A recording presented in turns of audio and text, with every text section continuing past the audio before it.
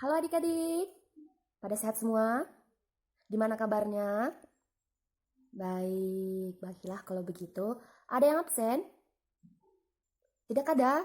Puji Tuhan, semua kita sehat-sehat, bisa datang ke sekolah ini dengan sehat jasmani dan rohani. Ada yang udah sarapan? Semua sudah sarapan?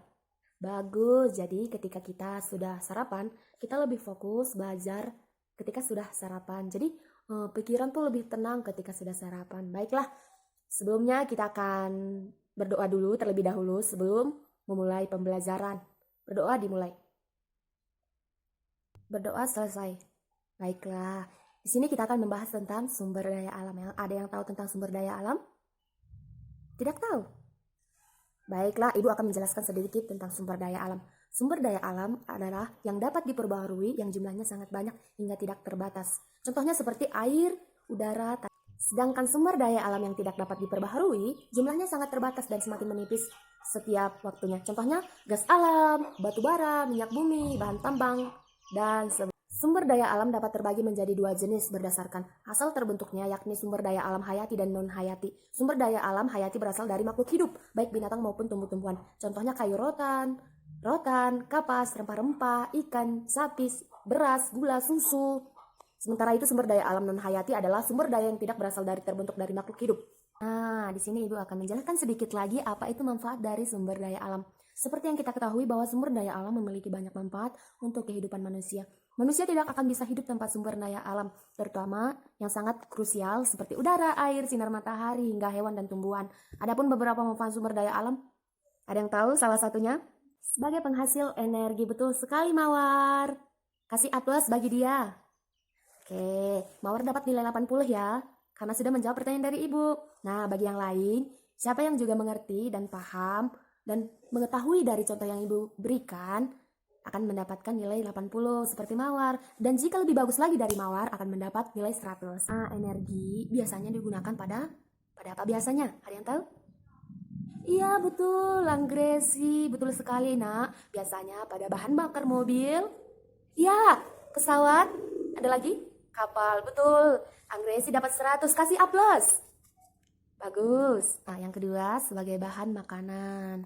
Manusia itu bergantung pada sumber daya alam seperti hewan, tumbuhan, dan air yang dapat dikonsumsi oleh manusia. Ada yang tahu contoh-contohnya? Lita? Tahu nak?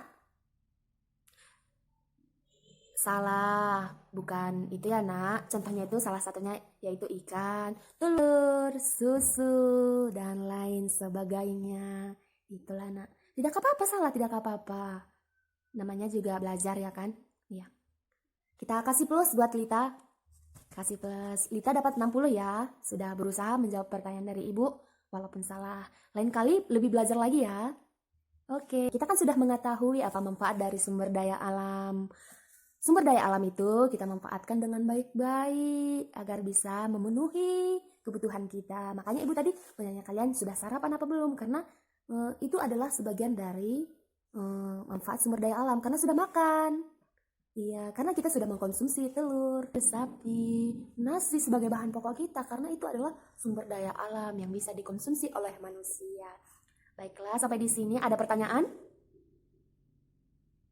Iya, tugasnya berikan contoh, tulis nak. Berikan contoh bahan makanan pada sumber daya alam pada manusia yang bisa dimakan. Iya, minimal 10 contoh ya nak. Oke, terima kasih. Baiklah, sebelum kita akhiri pembelajaran kita, ada baiknya kita berdoa ya, yang dibawakan oleh Lita. Oke, sampai di sini. Rajin-rajinlah kita mengkonsumsi bahan makanan, karena itu sumber daya alam kita, agar kita sehat, terhindar dari penyakit. Rajinlah mengkonsumsi sumber daya alam kita. Sumber daya alam kan ada juga sebagai bahan makanan, yaitu yang Ibu bilang tadi ada susu, ada telur, ada nasi. Itu bisa kita konsumsi agar kita selalu sehat ya. Iya, oke. Selamat berjumpa kembali.